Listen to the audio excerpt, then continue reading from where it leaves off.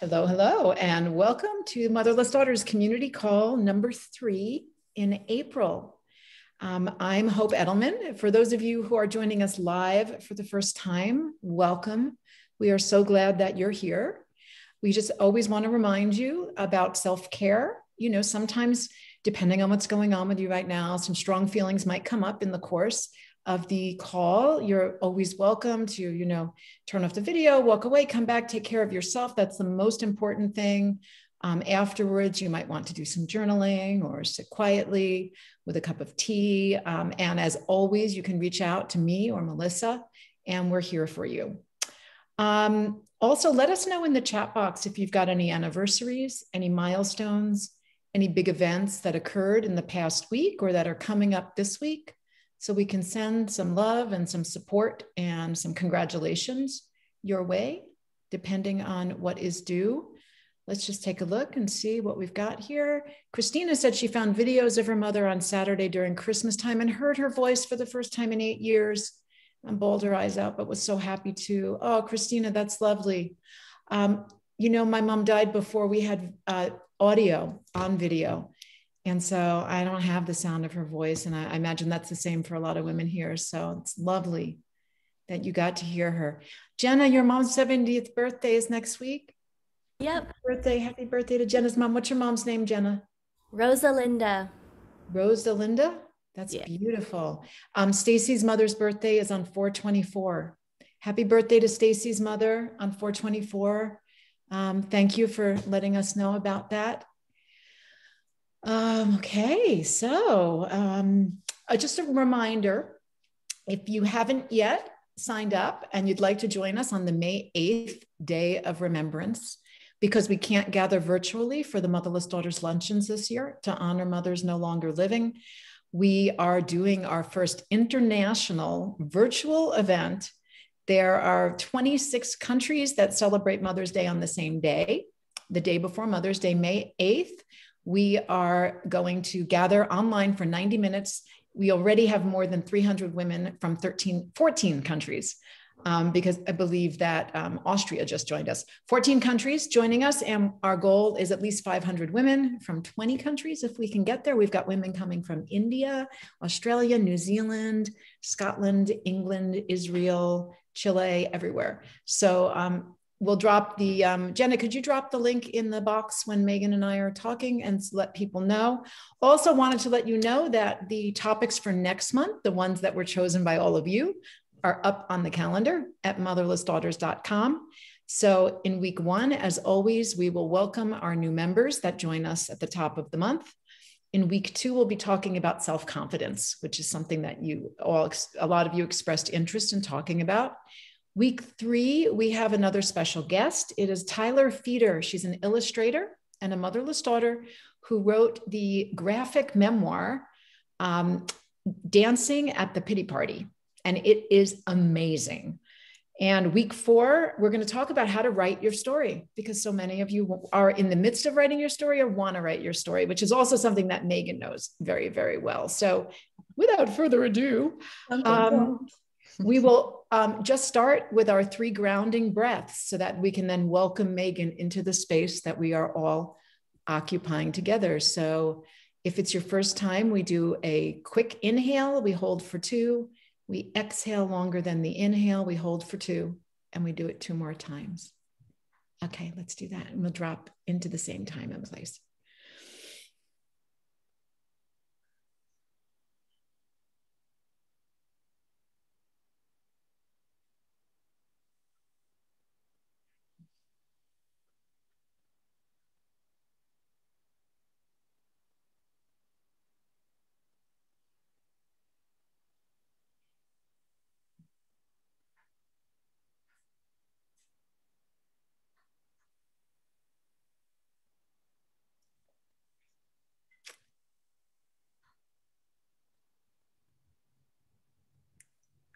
Okay, everyone, and welcome. Today, we have a very, very special guest. We have Megan Devine. Megan is a therapist who specializes in grief and loss. She's the author of the book, It's Okay That You're Not Okay, Meeting Grief and Loss in a Culture That Doesn't Understand. which you may have heard of. I recommend it almost every day. She has a new book coming in May. How lucky we are to get another book from Megan.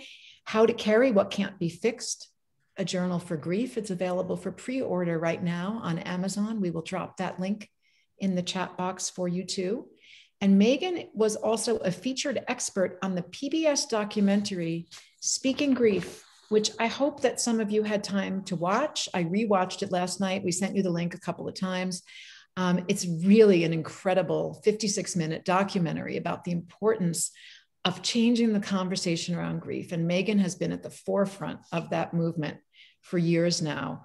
We are so grateful to have her joining us today to talk about cultural attitudes about grief, how we can all do our part in helping to change them, and anything else that comes up in the course of the conversation. So hello, Megan, and welcome. Hello. Megan, you are a social media whiz with fabulous posts about what is perfectly normal in grief. I see them and I repost them all the time. Can we start with you telling us why this has been one of your big initiatives? Yeah.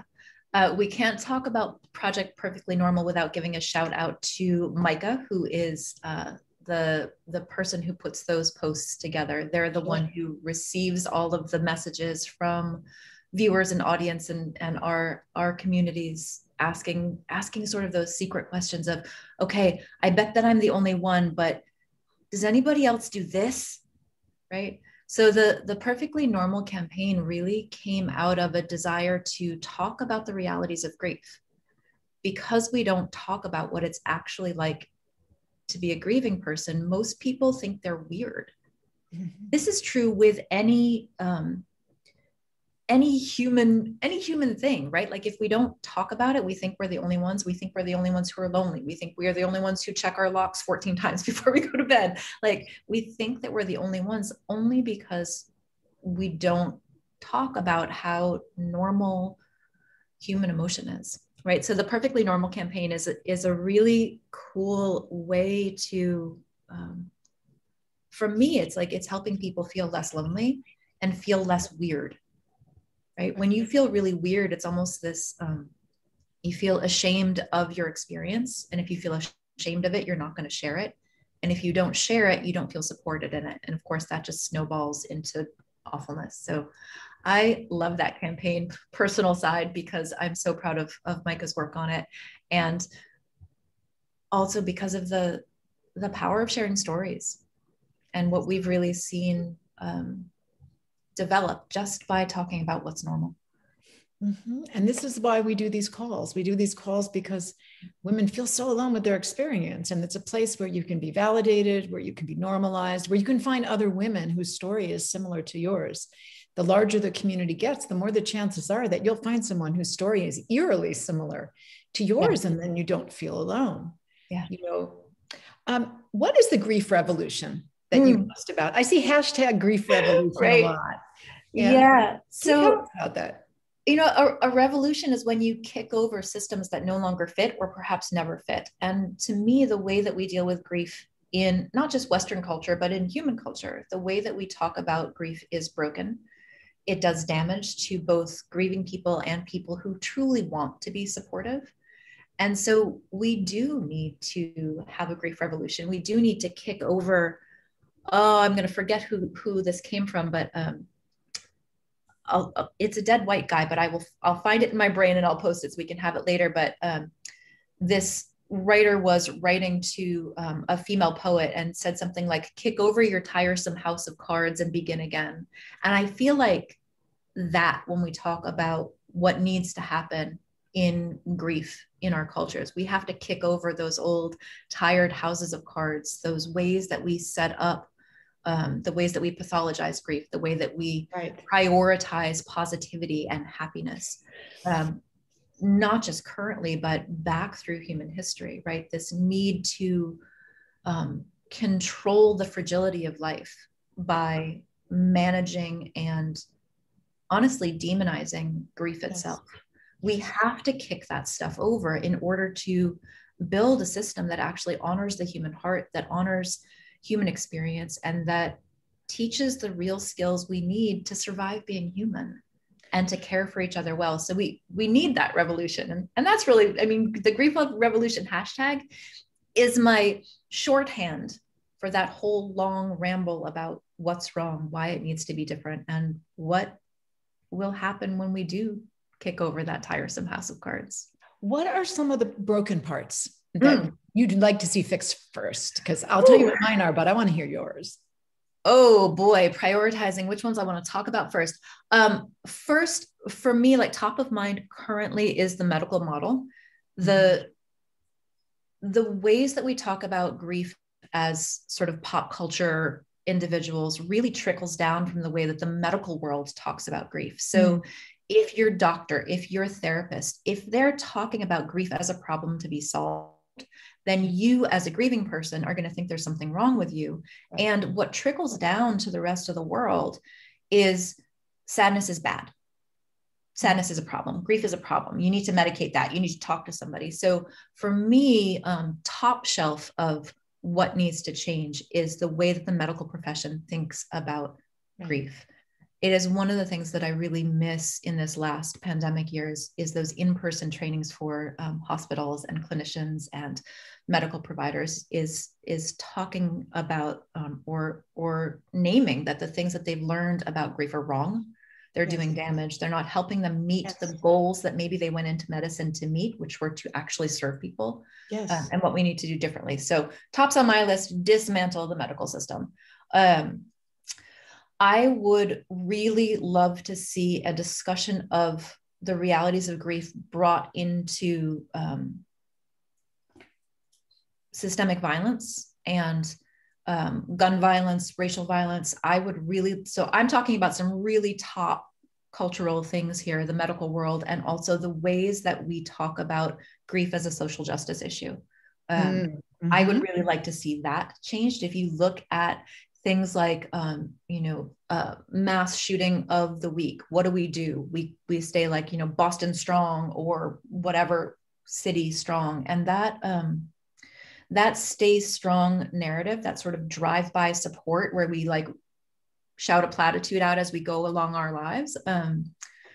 That isn't something that I see talked about very often, that, the ways that we talk about grief as a culture not only do a deep disservice to individual grievers, but as a cultural response to violence and racism and otherism, we're really failing on so many levels. So I would love to see some discussions in the social justice field around grief as a social justice issue.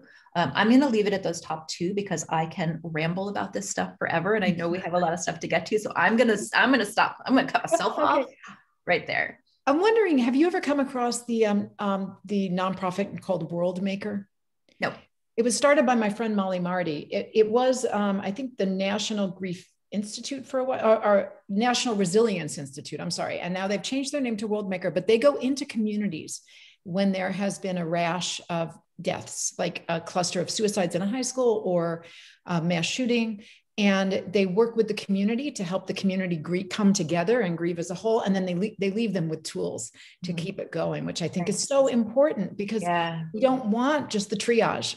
It's helpful, right? This is why I wrote the After Grief, because I'd heard from so many people that if you call a bereavement center and say, I'm having a lot of trouble, I'm about to get married, I'm becoming a parent, my mom died or my dad died, and it's coming up for me, and your loss occurred more than 2 years ago, there are rarely any services available for you. It's that ongoing, lifetime support that's so important.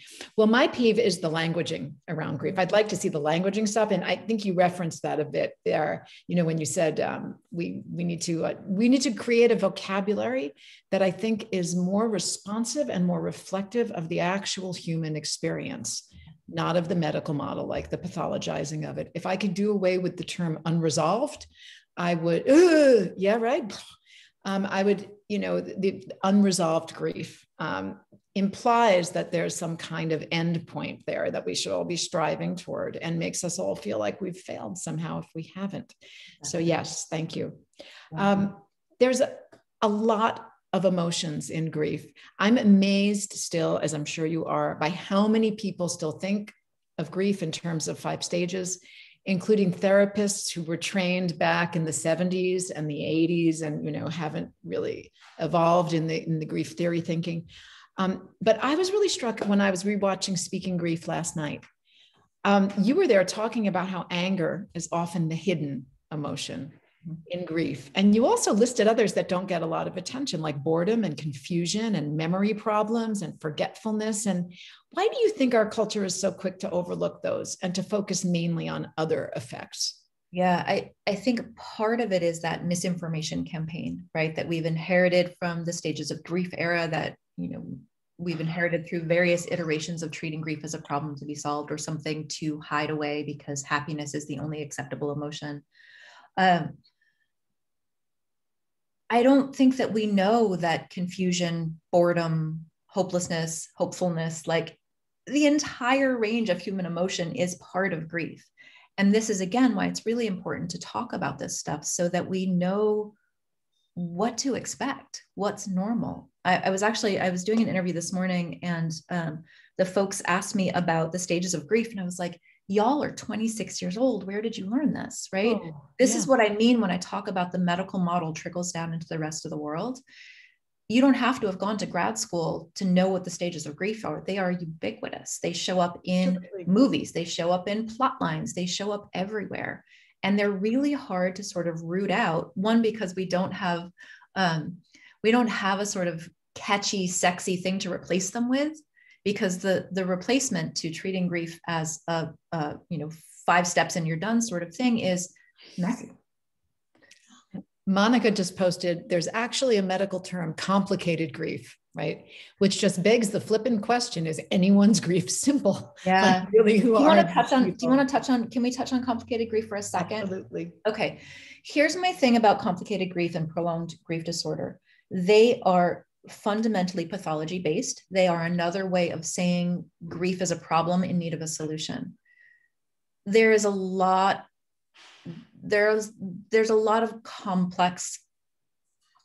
complicated about the term complicated grief. And it really comes from this desire to solve heartbreak, to solve grief because it's so uncomfortable and I can't handle it. So let me fix it, right? I used to be a lot more vocal in my, don't get me wrong, deep hatred of those pathologized ways of looking at being human. The nuance here is that I've actually seen some grieving people claim a diagnosis of complicated grief for themselves because it's the only way they feel like they can justify their continued experience to the people around them. If you have got friends, family, your neighbor all saying, TikTok, man, it's been 1.5 years since your mom died, you should be over this by now. And if you can say, no, I don't have normal grief, I have complicated grief disorder, that means that it's okay for me to still feel this bad. This is what we've done. Yeah. We have made a system in which people need to claim that they are ill in order to have their grief respected. Right? So I can't in good conscience come after complicated grief directly head on and say, no, eradicate it from the face of the earth. What we need to do is take that step outside of it and say, what have we created or what could we create in order to have a world where everybody's loss and pain is seen as valid without needing to give themselves a disorder in order to be validated? Right. And my understanding of complicated grief is that the recent research has revealed that most of the people who get diagnosed with complicated grief are already struggling with anxiety or depression, or they're susceptible to it. And that just makes them more susceptible to having complex grief responses. And that in those cases, professional help can be really useful. But well-trained professional help. Well-trained professional help. Yes. Our profession is challenging. Yes, it is. It is. And there aren't enough of you or you. Coaches. Yeah, right. Exactly. Yeah. That's true. Or trauma informed. We have quite a number of women on this call who have experienced traumatic losses. And, there's a movement in children's bereavement saying that any loss during childhood is a traumatic loss because when you're dependent on someone and your grief is mismanaged, it can be a traumatic experience. And that watching a parent suffer or die or witnessing an accident, of course, is all traumatic. Yeah. So, and again, I think this goes to that wider issue, that foundational issue of needing to have conversations that normalize and support grief instead of treating it as a problem to be solved. Because I think if we have to name loss of any kind as traumatic in order to get it adequately supported, we're going to get what we see, which is actually these boundary skirmishes around whose loss qualifies as traumatic, right? Whose trauma qualifies as trauma. And this is sort of like a distraction technique in some ways, because the point here is that all loss is valid. Most loss is traumatic for the person experiencing it. Traumatic experience is different than a clinically defined trauma. So we're not going to get into splitting hairs here, but this is how I sort of push back at this stuff, that we shouldn't have to name something as trauma, name something as complicated, name something as pathology or outside of the norm in order to get it supported, right? Mm-hmm. There can be this sort of like, well, I can't define my loss as traumatic because my mom died when she was 97. So therefore my loss, I shouldn't be feeling this way. Do you see how quickly it devolves into my loss is I don't deserve to be feeling what I'm feeling, or no one will support me for feeling what I'm feeling because it's not as bad as this over here. Whether we do that silencing to ourselves or we hear that from the outside world. Yes, there is a lot of work to be done on traumatic loss, on compounded losses that are part of witnessing suffering, witnessing violence, being part of violence, surviving violence. There are so many flavors in here.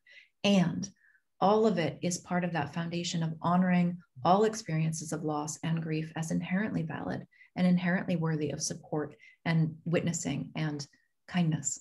Yes. And we talk here about how there's no competition in suffering. We have women here who were adults when their moms died. We had women who were very young when their moms died. Mm-hmm. And it's difficult for different reasons. Yeah. We don't try to compare and despair that our loss is not as valid as somebody else's, or our loss is more valid than somebody else's, because you've lost someone that you love. There's no comparison that needs to be had there. We're all suffering in different ways. Yeah. One of the reasons that we do these calls also is because I'm a big proponent of the social element of grief. Yeah. You know, the psychological and the emotional tend to get a lot of attention. The physical, a bit. The spiritual usually gets, conflated with religion, which I don't think is really fair, because I think of grief or death as an existential experience for the mourners, and I put that in the spiritual category. Our changing worldview, our place in the world, the fragility of life. To me, that's all part of the spiritual dimension. But the social element of grief, especially now during COVID, when so many people are having to do it alone for safety purposes, and how important it is to have a network or a team of people that are going to hold us gently through the ups and the downs that we're going to experience, especially long after the loss occurs, right? Last week, our topic was secondary losses. So we're primed to hear more about that. And in Speaking Grief, you talked about the distinction, which I think is so important, between losing your person versus losing your people. Yeah. And how the loss of a social network can be a secondary loss for mourners. And I was wondering if you could talk a little bit more about that for our listeners. Yeah. First, naming that, right? That you lose a lot of friends when someone dies. That's just reality. Right? Some people you really thought would stand by you can't deal. Sometimes the minor fault lines in a relationship become big, wide, gaping chasms, and you're like, I cannot do this anymore. And sometimes people surprise you, right? I remember after my partner died, there were some people who had been sort of casual acquaintances who really demonstrated some amazing skills in showing up, bearing witness, not giving advice, all of these things. So your social networks will change. That's a given, right? And this sounds pessimistic of me, but I would say in my communities, it is the norm that people feel more abandoned by the people in their life than they do feel supported by the people in their life. That's not the case for everybody. And for most people, it's a mixed bag. But disappointment in your social systems, in your family systems, is really, really normal. Mm-hmm. This always makes me think about, in some cultures and some traditions, shunning is the highest form of punishment, right? I can't remember which culture it is or which community it is now, but Yeah. And I'm not sure if it's their ritual. And if you know, please correct me or affirm what I'm saying, but like the banishment ritual is where you put the person in the middle, the whole community makes a circle around them, and one by one, they look the person in the eye and turn their backs to them. Oof. Why would banishment be the ultimate punishment? It's because you need your community in order to survive. Yeah. And if the community turns its back on you, what the fuck are you supposed to do? Right?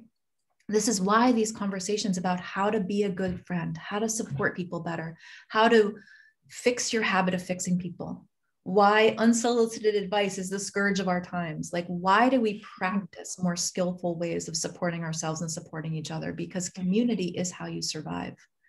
This is why we're starting to get some research attention on loneliness as a public health issue. And that predates the pandemic and social isolation and all of these things. The ways that loneliness impacts physical health, mental health, all of these things, like that is starting to get some really solid documented research behind it. Mm-hmm. And if you poke into that more, which we know me, I always do, I'm like, woo, science. Why are we lonely? Why does loneliness happen? Well, we're lonely because we can't tell the truth about our situation, right? You feel lonely when the truth of your own experience goes unheard and unresponded to. That was bad English. So epidemics of loneliness and all of the cascading public health issues that come out of that are really conditions of not being able to talk about what hurts, mm-hmm. right? So we come back to grief is the foundation of all things. Yeah. We talk sometimes about, or I hear clients say often, well, you learn who your friends are when you go through something like this. And I say, I'm not sure that we learn who our friends are. We learn which friends can show up for us at times of distress, and we learn which ones just can't. Yeah. Either because they prioritize their awkwardness over our comfort, or because they just simply don't have the tools or don't know what to do.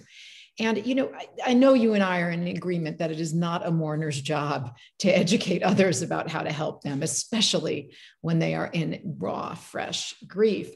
But many of us here on the call are years or even decades past a loss. And we find that we actually do need to help people understand that grief isn't something that we get over, and the long-term effects are real, and grief is cyclical, not linear. What are some ways that Motherless Daughters could open conversations about this, you think, with others who don't understand? Yeah, that's a great question. I want to touch really quickly on, it's not the mourner's job to educate the people around them. This is also something that we see for communities of color or the trans community, where the person at the center of the suffering, it shouldn't be on them to educate the people around them. That would be a perfect world, right? Like if everybody already had the skills and the person at the center of suffering didn't have to do anything. Right. That is not often the case. It doesn't mean you always have to educate the people around you, but just like, sometimes you got to advocate for yourself, even though we wish you didn't need to. So if you are in a place where you are feeling supported, resourced, rooted enough to be able to do some education, I'm a really big fan of the process conversation. And process conversation, that term kind of comes from the therapy world, where you have a conversation about how you have conversations. Right? Normally in a fight, you're fighting about whose turn it is to do blah, blah, blah. A process conversation is like, can we talk about what we do together when we disagree about something? So what that might look like in grief is, say you've got a friend who every time you bring up your mom either changes the subject, or they say, she wouldn't want you to be sad, right? It somehow dismisses your grief. So what you might do is say something like, can we have I have sort of an awkward conversation to bring up, but it feels really important for me to talk about this, right? First, you want to make sure that the person is not like in the middle of making dinner or something. You want to set up the conversation for success, because you want to get somewhere with this. So you can say, look, here's what I've noticed. I've noticed that each time I bring up my mom, you change the subject. Can we talk about that? Because I really want to feel like we're connecting, and this feels weird to me. Right? You want to name the awkwardness in the room so that then you can have a conversation about it. It could be that your friend is like, I just don't know what to say, and I get nervous and I panic. Okay, cool. We can work with that. Yeah. If your friend comes back with, yeah, it's weird. You bring up your mom all the time. She died 20 years ago. I don't think you should still be talking about her. That's super good information for you to have in a friend, right? Okay. So what I understand you're saying here is that you feel that because my mom died 20 years ago, I should not reference her anymore. Is that accurate? What you're really doing in that situation is you're getting the other person to state out loud what a jerk they are. Sneaky. But seriously, like what I'm talking about here is you want to know what the mechanism of relationship is there in that moment, right. So that you can more adequately address the situation. If you don't say, here's what I've noticed, is that true? Right. I've noticed that when I bring up my mom, you change the subject. Have you noticed that? Or is it, my guess is that you're uncomfortable when I bring up my mom. Is that true? Right. That second part of, is that true, is a really great tool, because what it does is it puts the other person less on the defensive, because you're not coming in and saying, when I do this, you do this, and this is what you feel. And that's just going to make the other person push back. But if you really want to have a conversation, you name what your experience is, you give your best guess and ask, is that true? Mm-hmm. Right? The conversation is going to proceed from there, and you're going to gain information about whether you want to continue this conversation, or if you realize this is actually not a winnable relational thing that I can get through here, and I need to protect myself and cut my losses or whatever, right? Lots of decisions that can come out of that. But I love that. I love that suggestion, because it can be used with any kind of conversation that's feeling unhelpful. Like, I notice that every time I talk about my distress, you try to fix me. Or I notice that every time I talk about my distress, you use a sentence that starts with, well, at least ... this other thing didn't happen, you know, or I notice that you're always telling me to look forward and keep moving forward. And that invalidates that I feel really bad right now. And so, yeah, that's a wonderful suggestion. Yeah. And in a way, it's getting somebody to say the second half of the sentence out loud, right? Because if you're talking about grief and somebody says they wouldn't want you to be sad, or remember the happy times, or look forward to your future, that second half of the sentence that they're not saying out loud is, so stop feeling the way that you're feeling. So stop talking about the way that you're feeling. Yeah. And when we have these conversations, we're bringing attention to that invisible second half of the sentence that isn't said out loud, but is definitely heard. Right. And so to be able to say, when I bring up my mom and you tell me to think of the happy times, it makes me feel like you're uncomfortable with me being sad right now. Is that true? Mm-hmm. Yeah, I think that will be very helpful. Thank you so much. And we draw that actually from sort of classic couples counseling therapy skills, right? Yeah. There's some really good skills in couples counseling that you can borrow for any relationship, right? Mm-hmm. Just because somebody is a romantically paired couple doesn't mean that they get all the tools for couples counseling. Couples counseling tools work for every relationship. I'm seeing we're getting some questions in the chat box, so maybe we can move over there and move into the Q&A portion. We have a question here from Alicia, which says, Megan, what happens when, even though you're receiving genuine support from a community or a person, but it doesn't quite fill the void, sadness, or loneliness that comes with a loss? Yeah, I love that question. You can be lonely in a room full of the best people, mm-hmm. right? When there is one person missing, the whole universe is off, right? And I think this is an important thing to sort of name and realize, that even with the best support in the world, even when people say we're right here with you, your grief is yours alone, mm-hmm. right? Only you know your relationship with your mom. Only you know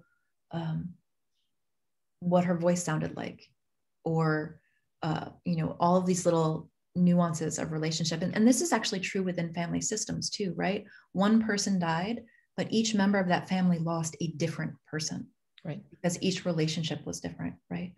So both things are true at the same time, that companionship is survival, feeling supported and seen and loved by your friend and family circles. And at the same time, knowing that you are actually alone in your grief. You are. Right. There's a certain element of loneliness that we are not going to be able to fix for ourselves. We're just going to. And I don't think of it as something that needs to be fixed either. Yeah. It's a reality, right? Yeah. Like, there is a loneliness inherent in loss. Yeah. it's not good, not bad, not fixable, not, it's just a fact. Mm-hmm. You, right alongside the best support in the world, you are alone inside your grief. It is not true that people can do this with you. They can be there alongside you, but they can't enter the core of that with you. And, one of the things I appreciate most about your work, Megan, is that you just tell it to us straight. I remember when I was writing Motherless Daughters, at one point I went to my editor, the inimitable Liz Purley, and I said, Liz, I thought I was going to write this book and tell women how to get over, I was 28. Yeah. Get over the loss of their moms. And I said, and basically what they're all telling me is that it never goes away and it comes in cycles. I can't tell them that. And she said, of course you can, because that's the reality. You got to tell people the truth. If that's the truth of, how it is, then she said they'll appreciate that someone is, telling it to them straight. And that is exactly what happened. But there weren't a lot of people telling it straight back in the early 90s when that book first came, or the mid 90s when that book came out. Yeah. That was the beginning of a real shift in grief theory. I didn't know it at the time, but in the mid 90s. And do you feel like we're getting more grief literate now with COVID? Everyone talks about that. And I feel like in some respects, yes. And in other respects, absolutely not. We're not making any progress at all. Well, here's what I think. So during this last pandemic, 13 or 14 months, I have done a lot of interviews. And one of the questions that I almost always get asked is, has this pandemic made us better at grief? And my answer is no, it has not made us better at grief. I don't think that skills have appreciably changed because we haven't talked about what actually needs to change. I think what's happened, specifically within this pandemic experience and sort of as a longer arc of change, is that people are more aware of the fact that the ways that we deal with grief are not working.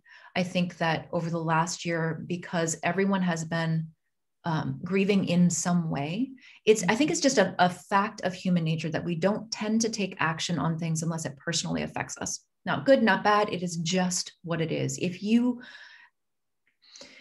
Very, very, very short story. A long time ago, I lived in Central America. I lived in Costa Rica, and I saw firsthand the damage that commercial banana plantations do. And I thought that when I came back to the States and I told people about what I'd seen, they would make a change. But they're like, no, bananas are 14 cents. If you buy them conventionally, we're going to keep buying bananas. You don't make changes about stuff that doesn't affect you personally unless you make a concerted effort to be involved, right? Mm-hmm. Part of humans. So what's happened over this last year is that more people have had an experience of loss. It became personal to a lot more people. Mm-hmm. And now it's like, oh, you know what? Your platitudes don't help me. You know what? Looking on the bright side is not going to solve this. So I think what's changed is not our responses to grief, but our understanding that our habitual responses are not helpful. Mm-hmm. And I also kind of want to point out here, I remember your voice back in the 90s, Hope.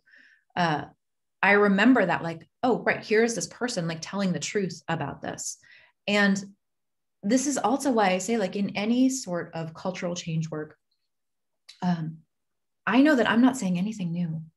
I'm not saying anything new. I am saying what is true and naming it as true. And I build on the countless of often women before us who have, in different facets of life, spoken what is true and claimed it as true. And we're talking about the women's movement, the LGBTQ movement, the trans movement that's unfolding, anti-racist work, all of these things. Any cultural change happens with someone stating the truth about reality and naming it as true so that more people can say, that's me, right? And we also, when we tell the truth about our own realities and when we name things as true, we give other people permission to claim that truth for themselves, right? A truth on a truth on a truth creates change. Mm-hmm. Yeah. Absolutely. Courtney has put in the chat box a paragraph here. I'll read it. She says, to me, the challenging part is explaining how grief still impacts you. It is making new friends who don't know about your grief loss and never knew your mom, but then having the grief come up strongly, as it does sometime from time to time, and having to relive it again and not knowing how to explain it because it does feel so long ago. Kind of going through that now with a new wave of grief after 9 years of my mom's passing. How do you welcome people into such a big aspect of your identity, even when it's challenging and new for the relationship? I love that question. Thank It you. is such a big thing, right? When you have such a defining relationship and new people sort of enter the story after it, and you have to sometimes make those decisions. Yeah, you have to catch them up, but you also have to do this decision-making process of, is this person worthy of revealing this core aspect of myself to them at this time? Mm-hmm. Right? There's a lot of decision-making that goes in there, whether that decision tree happens quickly or not, depends, right? But these, and for some people, when they're like, if I decide to not talk about my mom in this moment, is that disrespectful to my mom or to my own grief? Right. Right. It really is a question of like right timing in yourself. Is this something that I want to bring into the conversation right now? And if not, it's a kindness to myself to not mention it at this time. Mm-hmm. Right. You're not betraying your mom if you decide not to disclose what's actually going on for you, or your mom's death or her life or any of those things in a given moment when there was an opening to do so. Right. Mm-hmm. You get to have sovereignty and control about what you reveal at certain mm-hmm. times. How you do that, I don't think there's any one right way to do this. I'm always a big fan of naming the struggle. So that could be like, with a new or relatively new friend who doesn't have that information yet, you can say something like, I'm having a really sad day today, but it's also like kind of awkward to tell you about it because it's sort of a big thing that you don't know about me yet. Right? You can stumble through that. Right. I just moved to a new area, a new state, and I'm meeting all of these new people, and they ask me what I do for work. And if I'm going to answer what I do for work, they're going to ask me how I got into this field. And then suddenly this person that I just met 5 minutes ago is hearing about how my partner drowned in front of me. That is awkward. That is awkward. Yeah, it is. Right.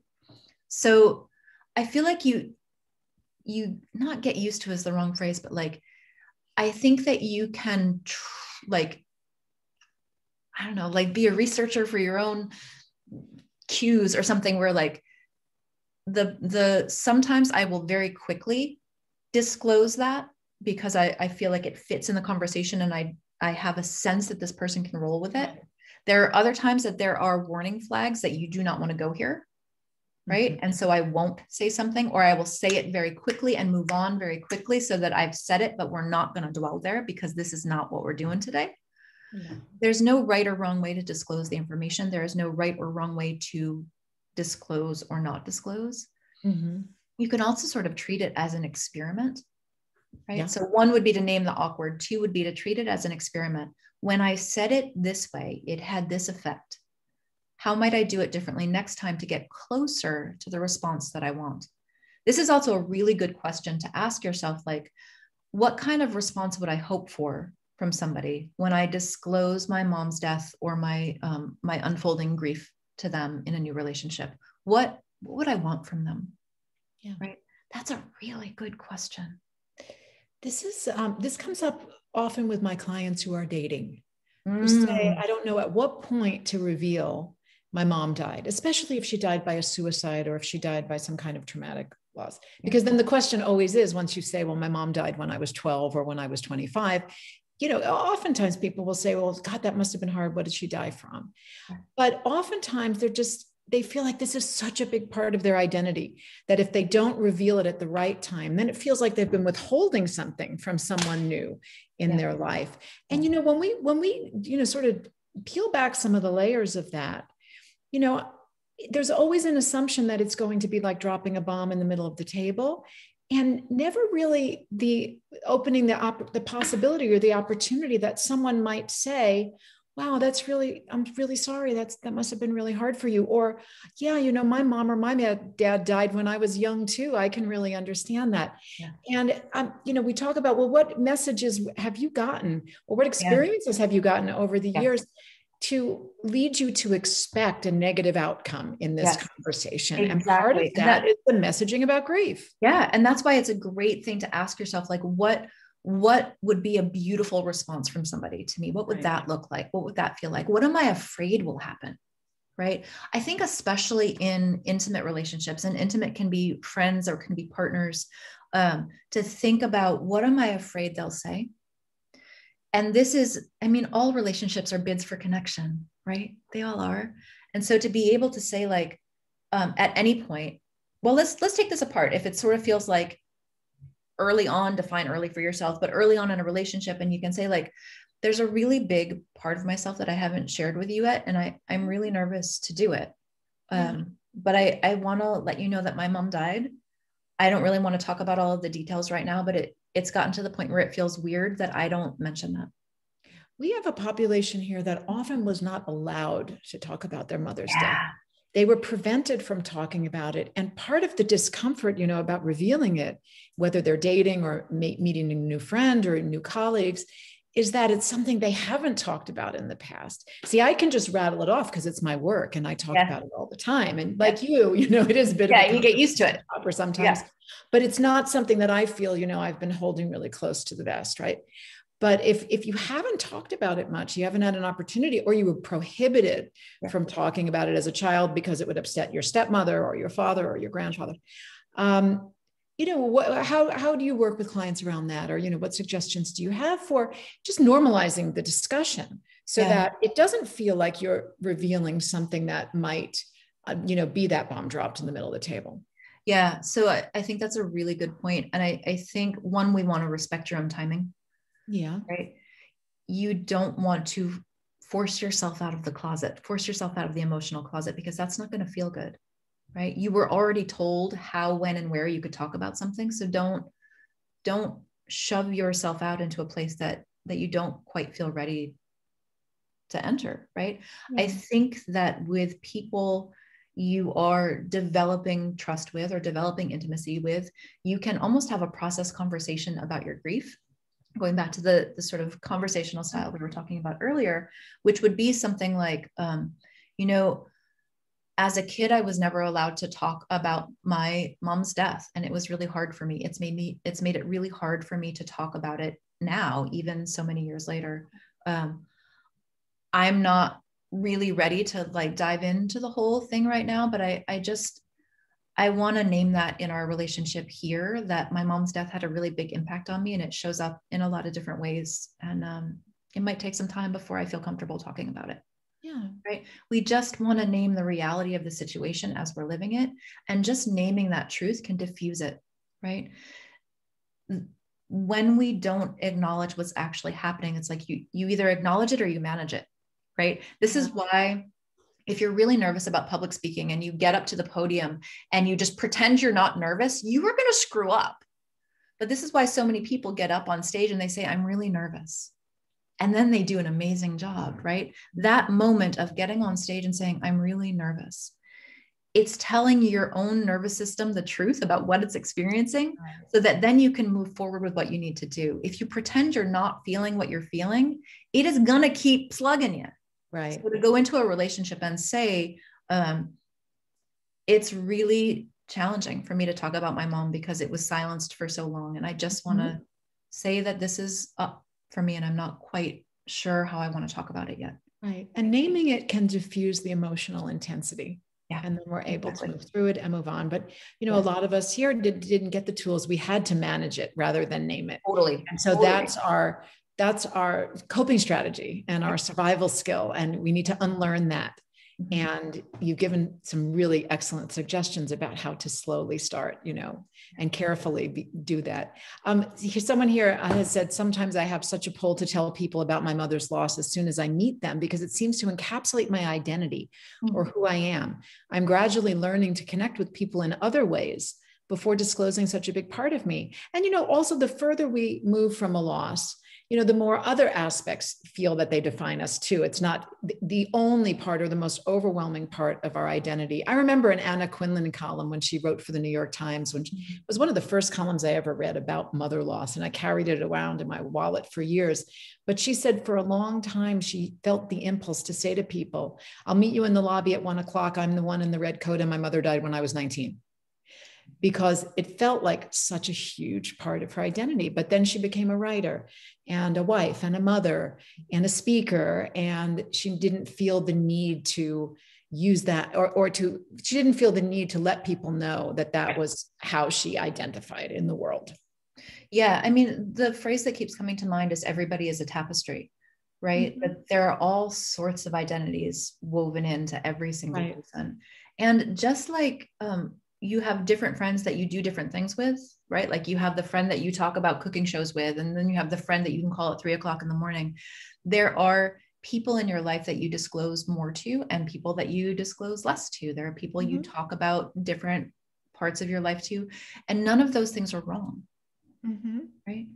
It really is like, I wish I knew who had come up with the original video description of grief, but like the way that we sort of clinically or traditionally think about grief is like, it's this size and over time it gets smaller. And I remember seeing this video 10 or 12 years ago where somebody took like this big ball and they're like, this doesn't change. What happens is that the container around it gets bigger, right? I really love that visual metaphor for grief, because it is true. Like that central fact of your mom's absence is not going to get smaller. You are going to find new facets of that every single day, because every single day she is not here and she should be, right? And you might be swimming around in a different part of a container that day when you meet this person and it doesn't feel like you want to do this. And the next day you meet a new person and the very first thing out of your mouth is my mom said, right? I've come to a point where I use it as a sorting metric, and a social experiment, right? And so, again, I'm meeting a whole bunch of people. And if I say something about, having a dead partner, I watch how they respond. Now, I've been setting up a lot of blind dates from my dog because she misses her friends. And I met somebody the other day because our dogs were playing together. And who said something first? I think he said something first about, he introduced himself, and like 3 or 4 sentences after that, he said his dad died 10 years ago, and then just kept going on with this conversation. And of course, I'm like, here are my people, right? And then we're having this whole conversation, and we were talking about how we moved here and buying houses on your own and all of that stuff. And I said, my partner died 12 years ago. And he was like, And you just have this one little moment, right? Grief recognizes grief. Didn't really need to say anything, but that has already set the tone for our friendship, right? We already sort of recognized that in each other and bowed to it, and we're very respectful with each other's losses, but also know now that we can talk about it, right? I'm not going to reveal more of his story, not that any of you know him, but not my stories to tell. But I think in some ways,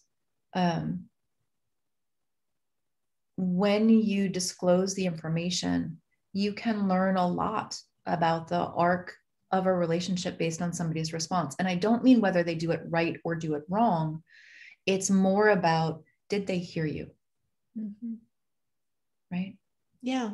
And, that's also a great litmus test when you are dating. If somebody just steamrolls right over it and pretends they didn't hear it, versus someone who can just sit with you for a moment there and say, wow, that must have been really hard. Yeah. If you're dating somebody and you bring up the fact that your mom died and they're like, you don't have any pictures of her, do you anymore? Like, that's creepy. Fucking leave. Yeah. No second date. That is like no seconds, like no seconds, nothing. Waste no more of your life in this situation because they just told you everything they ever need to tell you about who they are, right? It's okay for somebody to be awkward. It is okay for somebody to say like, what stage of grief do you feel like you're in? That is a product of cultural training, misinformation, right? There's a difference between being misinformed and being cruel, Right. And there's also a difference between being able to sit with you and in that moment and saying, well, I know how you feel because my grandfather died last year, and then talking for 15 minutes about how they felt when their Also grandfather telling died. you everything you need to know. Yeah, exactly. We have had so many questions in the chat box. I've just been reading from there, but I thought we might take an opportunity. If anyone wants to ask a question on video before we break, if anyone has a question they'd like to ask, I do want to let you all know that we are taping this for YouTube, and it's only showing the speaker as far as I know. But if you do want to ask a question, then it would be on video. So is there anyone who would like to be on video asking a question? Uh-oh, maybe not. Sorry, but it was only fair to tell you all. I don't mind being on video asking a question. Okay.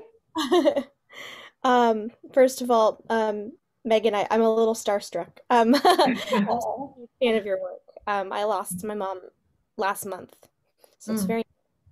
I'm in this transitional phase where like my people flocked to me and really showed up for me when my mom was sick and in the hospital, and in the early days and weeks after she passed.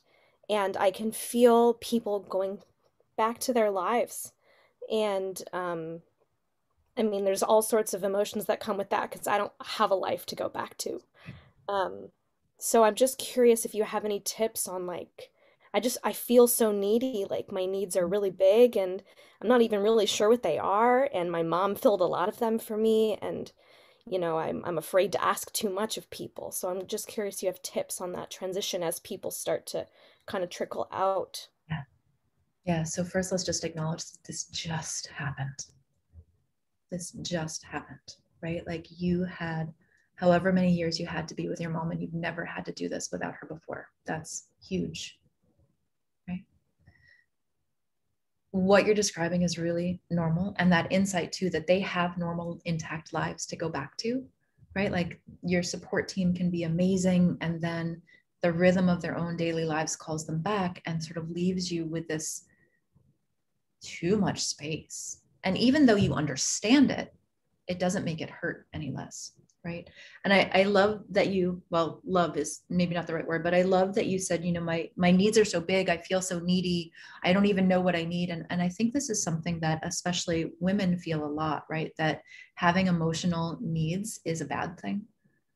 Needing the support from the people who care about you is asking too much. Right. So I just want to reflect that back, that needing support and alliance and understanding is not wrong, right? It's not asking too much. It's being human and asking for what you need. And I think in some ways you might even pick a couple of the close friends or the friends that you can have these conversations with, and you can have a process conversation and name what you just said. Like, you've been so there for me and so supportive, and I can, whatever, however you want to say, you don't want to use my words, you want to use your words, but like name what you're feeling, that you were so present and so here. And I am still at the epicenter of this, like this still just happened. And I know you're going back to your life. Can we talk about some ways that we might figure out a structure for support, or, let you be able to go back to your kids, but also like, can we maybe set up a weekly date where we talk about this, right? How can we put some structure in this so that I feel the love that you want to send me, and so that you can feel like you're not failing as a friend? I think what very often happens for friends who have been showing up a lot is that they feel guilty that they're not still showing up, that we have this life to go back to and I can't keep doing this.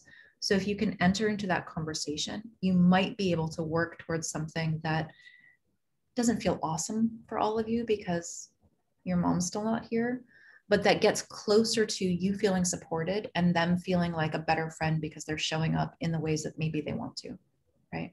That is not always the case, right? Sometimes people are like, I did my part, I'm moving on, good information to know. But drawing on your knowledge of your people and your relationships, it is okay to name what's happening, right? You can both acknowledge that they do have a life to go back to, and you know that they have multiple demands, and that you still need them. Can we figure out something that lets us all feel like we love each other really well? Yeah. Samantha. I wish you didn't have to do that. I wish you had consistent, always support in all the ways you need. And sometimes we do need to have those awkward conversations in order to get those needs met. Samantha Hun, does that answer your question? Yes, thank you. That was very helpful. Good. Thank you. Thank you for coming on video.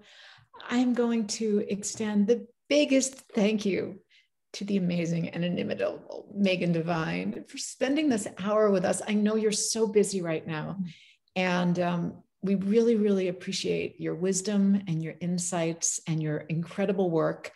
And I'm going to stop the recording now and just ask if you have any words at the end to say. I'm going to drop all the links to your books in the chat box and to Refuge in Grief website so that people know how to find you. Is there anything you'd like to say in closing? Anything I would like to say in closing: go forth and be awkward. Really, I mean, that should be my banner. I think just trust yourself, right? There is no wrong way to grieve your mom or anyone else, right? This is a new experience every single day, right? Mm-hmm. Yeah. And whatever you're going through is normal for you. That's right. That's right. Okay, thank you so much, Megan. We are